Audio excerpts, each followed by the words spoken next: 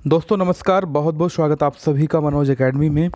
देखिएगा, आज के क्वेश्चन बहुत ज़्यादा सॉलिड रहने वाले हैं क्योंकि यूपी टेट और सुपर टेट दोनों में काम आएंगे क्वेश्चन। क्योंकि आज हम लोग करने वाले हैं शिक्षण क्वेश्चन। और आपको पता है कि यूपी टेट में भी जो शिक्षण विधियां हैं वो भी पूछी जाती हैं, सी टेट में भी पूछी जाती हैं और दोस्तों सुपर टेट में भी पूछी जाती हैं। जैसे आगमन विधि हो गई, निगमन विधि हो गई, है ना। और आगमन निगमन दोनों हो गई, विचार विमर्श विधि होगी, भ्रमण विधि होगी, प्रयोजना विधि हो गई। मतलब ये सारी चीज़ें आप लोगों को बताई जाएंगी। और ये जो 30 प्रश्न मैं आपको कराऊंगा, यकीन मानिएगा 1-2 नंबर के प्रश्न आपके इसमें से ही फंसने वाले हैं 100%। तो वीडियो को दोस्तों अंत तक देखिएगा और आपको कमेंट सेक्शन में ये बताना है कि आपका स्कोर कितना रहेगा। तो माध्यमिक स्तर पर विज्ञान शिक्षण की जो विधि है वो आपके बतानी है। माध्यमिक स्तर यानी कि माध्यमिक क्या होता है भाई, 6 से 12 वर्ष के लिए माध्यमिक स्तर को कहा जाता है।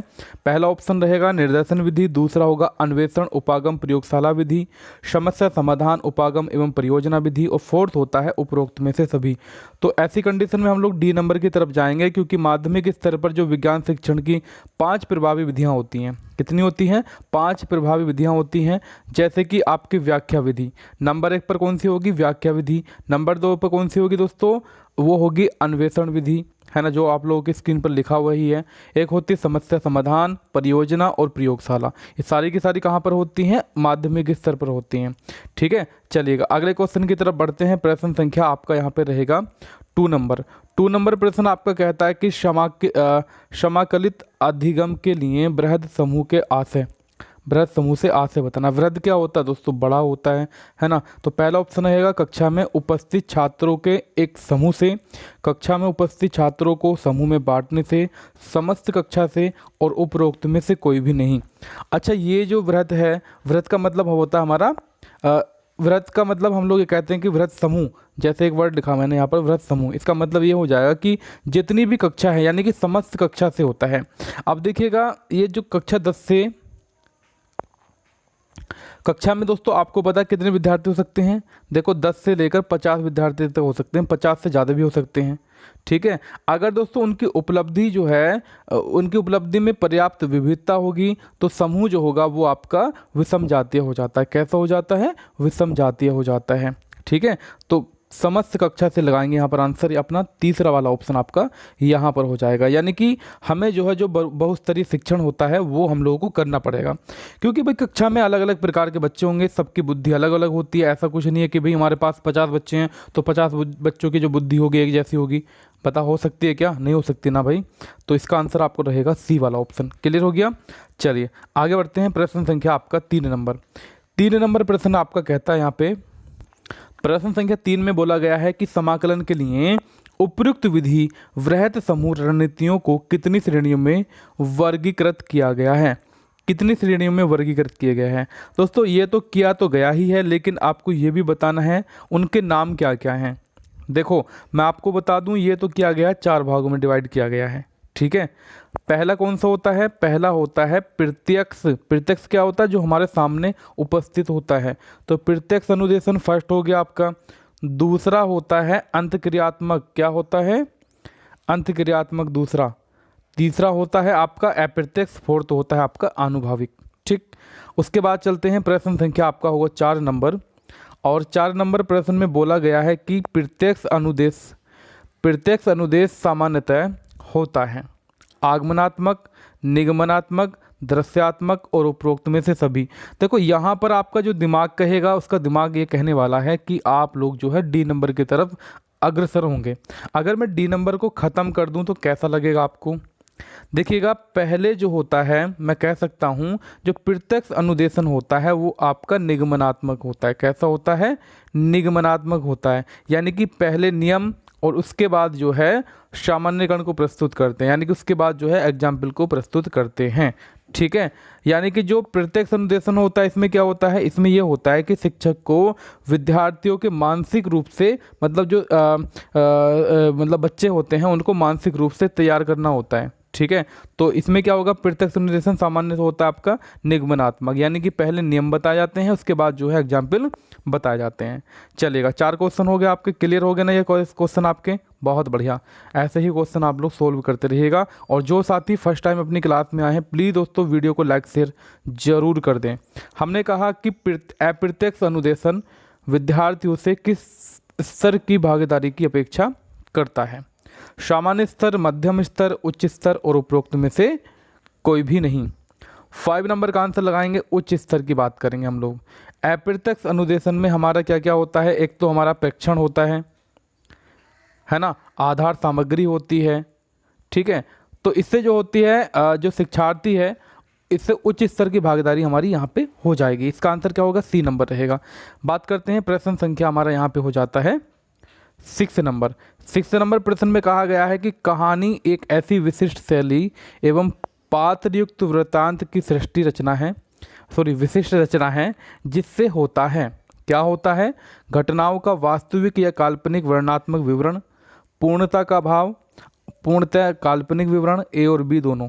6 नंबर प्रश्न, इसका आंसर हम लोग डी नंबर लगाएंगे यहाँ पे, ठीक है, ओके। बात करते हैं प्रश्न संख्या आपका यहाँ पे होगा 7 नंबर, कि कथन क्या होता है। नए क्वेश्चन है बिल्कुल, आप लोगों ने पहले क्वेश्चन नहीं पढ़े होंगे। कथन क्या होता है? श्रोता वर्ग के समक्ष किसी कहानी की साक्षात प्रस्तुति होती है, व्यक्तिगत रूप से मौखिक एवं देही प्रस्तुति होती है, वर्णनकर्ता और श्रोता के बीच सीधा संपर्क होता है, संबंध होता है, और उपरोक्त में से सभी।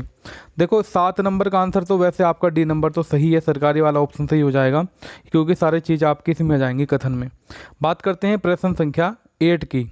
इसमें कहा गया है कि अच्छी कहानी की विशेषता बतानी है आपको। एक अच्छी कहानी जो है उसकी आपको विशेषता बतानी है। तो पहला ऑप्शन क्या होता है आपका कि सुस्पष्ट, परिभाषित एवं विकसित। बिल्कुल सही बात है। जो कहानी है, कहानी में दोस्तों जो प्रसंग है वो आपका स्पष्ट होना चाहिए, परिभाषित होना चाहिए, सुव्यवस्थित होना चाहिए, और ये जो सजीव चित्रण है वो आपका बहुत ज़्यादा इंपॉर्टेंट रखता है। तो यहाँ पर हमारा जो आंसर रहेगा वो डी नंबर रहेगा। सारे के सारे ऑप्शन हमारे सही आंसर हो जाते हैं। बात करते हैं प्रश्न संख्या 9 की तरफ। 9 नंबर प्रश्न क्या कहता है कि जब एक ही समय में एक से अधिक व्यक्ति को किसी कक्षा में पढ़ाते हुए देखा जाता है, तो इस स्थिति को हम लोग क्या कहते हैं? यानी कि एक ही समय में एक से अधिक व्यक्ति को किसी कक्षा में पढ़ाते हुए देखा जाता है, तो इसको हम लोग कहते हैं टीम शिक्षण, यानी कि दल शिक्षण को कहेंगे, ठीक है। पर टीम से पढ़ाया जा रहा है, सीधी सी बात है, ओके। बात करते हैं प्रश्न संख्या 10 की तरफ। हमने कहा कि सामान्यतः प्रश्नोत्तरी का प्रयोग किस कार्य हेतु किया जाता है? पहला होगा ज्ञान परीक्षण, दूसरा होगा स्मृति परीक्षण, विश्लेषणात्मक परख और संवेदनात्मक परीक्षण। तो बताइएगा प्रश्नोत्तरी के, हाँ प्रश्नोत्तरी के अच्छा सामान्यतः प्रश्नोत्तरी का प्रयोग किस आयु में किया जाता है, ये पूछा है ना आप लोगों से, हाँ जी। तो इसका जो आंसर हो जाता है स्मृति परीक्षण हो जाएगा आपका, क्योंकि जो आपकी सामान्यतः जो प्रश्नोत्तरी का प्रयोग होता है वो आपका पता है कि स्मृति परीक्षण के लिए किया जाता है, लेकिन इसका प्रयोग जो है हमारा उच्च स्तरीय शिक्षण के लिए भी किया जाता है। चलेगा, आगे बढ़ते हैं। अगला क्वेश्चन हमारा कहता है यहाँ पे 11 नंबर प्रश्न क्या कहता है कि प्रश्नोत्तरी के कितने दल होने चाहिए? दोस्तों फास्ट क्लास में आपको करा रहा हूँ आज, और अच्छे से आप लोग सोल्व करते रहिए क्वेश्चन को। कमेंट सेक्शन में ये लिखना है कितने स्कोर आपके सही गया है ना क्वेश्चन में से। और जो भी साथी अपनी क्लास में फर्स्ट टाइम आए हैं, चैनल को सब्सक्राइब जरूर कर दें। वीडियो को लाइक नहीं किया है तो तुरंत कर दीजिएगा फटाक से। तो प्रश्नोत्तरी के कितने दल होने चाहिए? तो ये आपके जो है 3 या उससे अधिक होने चाहिए, ठीक है। देखिएगा आप जो है सारी कक्षा को 3 या 3 से अधिक दलों में बांट सकते हैं, या 3/4 जो है विद्यार्थियों के 3 दल बना सकते हैं, और बाकी जो है बाकी विद्यार्थी होंगे वो आपके दर्शक भी हो सकते हैं, ठीक है। अगला क्वेश्चन हमारा कहता है यहाँ पे 12 नंबर प्रश्न। 12 नंबर प्रश्न क्या कहता है दोस्तों, आप लोग समझे पिछला वाला क्वेश्चन। जैसे आप लोग प्राथमिक स्तर पर पढ़ते हैं तो कुछ खेल की एक्टिविटी करा सकते हैं। तो जो आपका 50 बच्चे हैं मान लीजिएगा, तो इसमें से आप लोग 30 बच्चों को खिला सकते हो और 20 बच्चे को क्या बना सकते हो, दर्शक बना सकते हो। तो समस्या समाधान को हम लोग क्या कहते हैं भाई? समस्या समाधान को हम लोग जो है अप्रत्यक्ष अनुदेशन कहते हैं। क्या कहते हैं?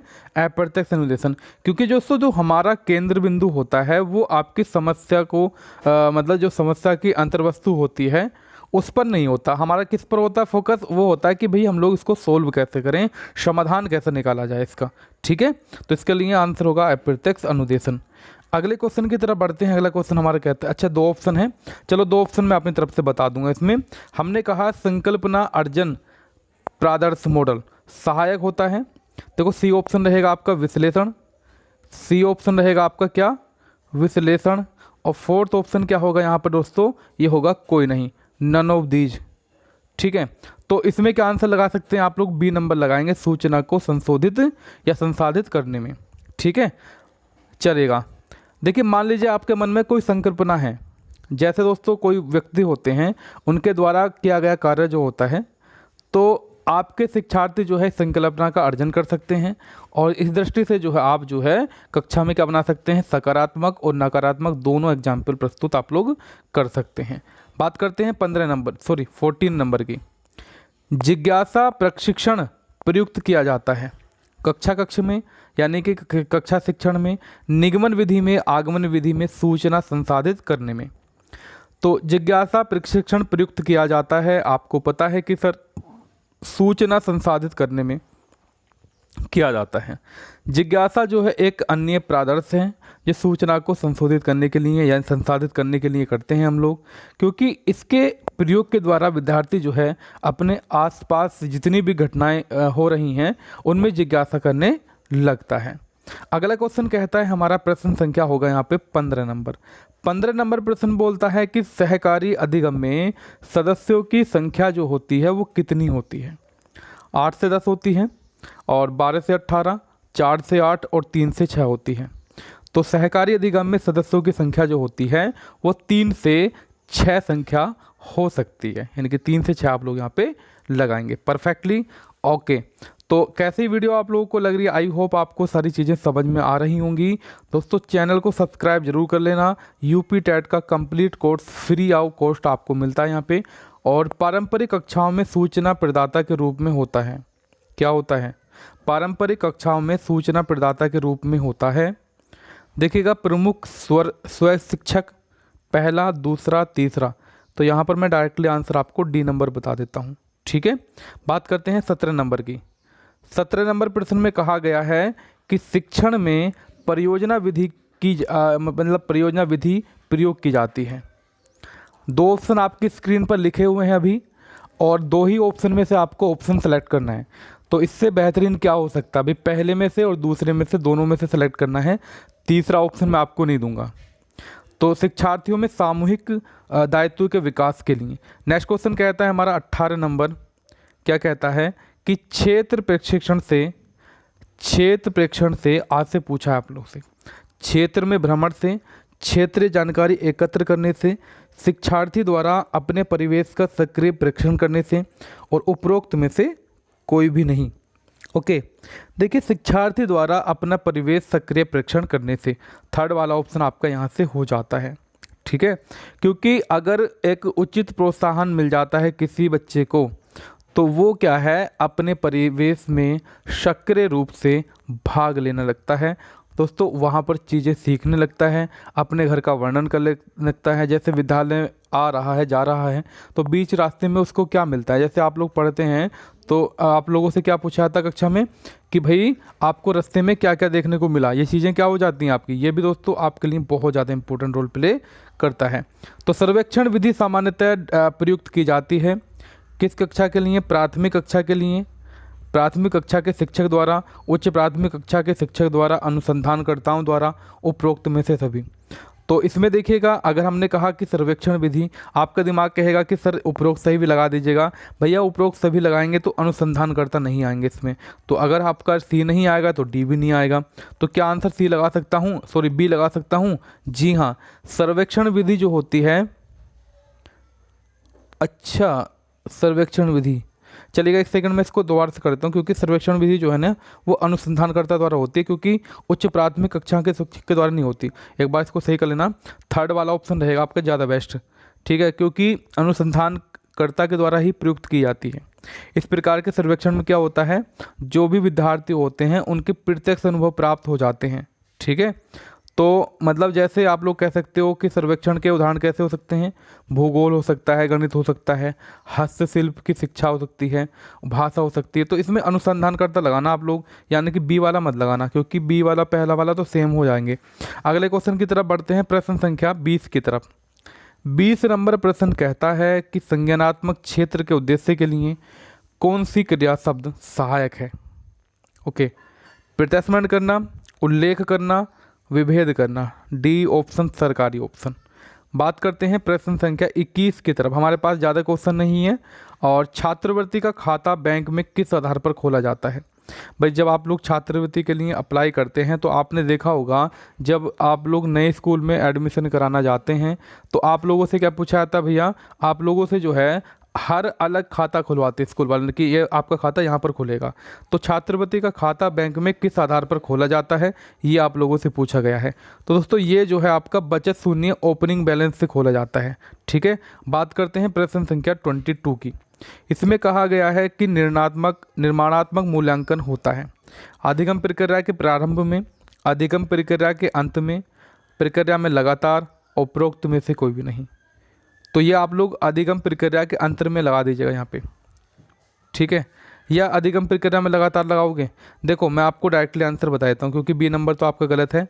मैंने कहा, एक बार मैंने आपको बताया था, जब आप लोग मूल्यांकन करो तो प्रोग्रेस में होना चाहिए चीज़ें।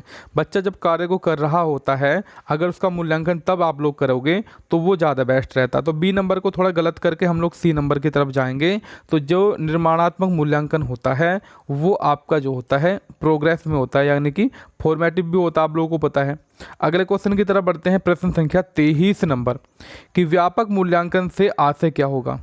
व्यापक मूल्यांकन से आशय संज्ञानात्मक मूल्यांकन से, मनोगत्यात्मक मूल्यांकन से, भावात्मक मूल्यांकन से, उपरोक्त में से सभी। तो व्यापक मूल्यांकन का मतलब यहाँ पे आप लोग लगाइएगा, सारे के सारे ऑप्शन हो जाएंगे। बात करते हैं प्रश्न संख्या 24 की तरफ कि मूल्यांकन में प्रयुक्त सर्वाधिक प्रचलित उपकरण पूछा है आप लोगों से। मौखिक एवं लिखित प्रश्न, व्यवहार मिलान चार्ट, प्रेक्षण जांच सूची एवं रेटिंग स्केल, उपरोक्त में से सभी। चलो यहाँ पर भी सभी लगा दीजिएगा। अब तो क्वेश्चन हल्के आ रहे हैं आप लोगों के लिए। तो बालक प्राथमिक विद्यालय स्तर पर किस रूप में भाषा सीखना प्रारंभ करता है। तो भाई प्राथमिक विद्यालय स्तर की हम लोग बात कर रहे हैं, तो यहाँ पर जो है सचेतन रूप से करता है, यानी कि बालक जो है प्राथमिक स्तर पर सचेतन रूप से भाषा सीखना प्रारंभ करता है। विद्यालय में आने से पहले जो है अपने परिवार के सदस्यों के साथ वो अंतःक्रिया करता है, वहाँ से क्या करता है, परिवार से भाषा सीखता नहीं है, वो अर्जित करता है। ठीक है, एनवायरनमेंट से भाषा जो है वो अर्जित की जाती है। नेक्स्ट क्वेश्चन कहेगा आपका कि भाषा शिक्षण का मुख्य उद्देश्य क्या है। बेहतर समझ होगा, गलत आपका, या सही है। भाई सही है, सही है पहला वाला भी आपका। प्रभावी संप्रेषण के लिए सुनना, बोलना, पढ़ना, लिखना कौशल का विकास, ये भी सही है। तो आप लोग थर्ड वाला ऑप्शन यहाँ पे लगा दीजिएगा। बात करते हैं प्रश्न संख्या 27 की। इसमें कहा गया है कि सुनना और बोलना में किस कौशल के अंतर्गत आता है। ठीक है, सुनना और बोलना दोस्तों ये अंतर संबंधित आ जाता है, फर्स्ट ऑप्शन। अगले क्वेश्चन की तरफ बढ़ते हैं कि भाषा कौशल विकसित करने की प्रमुख युक्ति पूछेगी आप लोगों से, तो ये आप लोग डी नंबर लगाइएगा। अगला क्वेश्चन कहता है, जल्दी करा रहा हूँ ना आपको, चलो कोई नहीं है, 2 क्वेश्चन और बचे हमारे पास। कहानी कथन के द्वारा किस भाषा कौशल का विकास होता है। कहानी कथन के द्वारा जो होता है वो आपका सुनने का भी होता है, वाक का भी होता है, लेखन का भी, उपरोक्त में से सभी। बात करते हैं प्रश्न संख्या 30, आज की वीडियो का लास्ट क्वेश्चन। शब्द निर्माण खेल में किस भाषा कौशल का विकास होता है। दोस्तों आप लोग डी नंबर लगाइएगा। और अगर आप लोगों को वीडियो पसंद आई हो तो वीडियो को लाइक शेयर जरूर कर दीजिएगा, क्योंकि दोस्तों आपको यहाँ पर मिलता है एक बेहतरीन कंटेंट। ठीक है, तो सब्सक्राइब कर लीजिए चैनल को फटाक से। Thank you so much, bye, take care.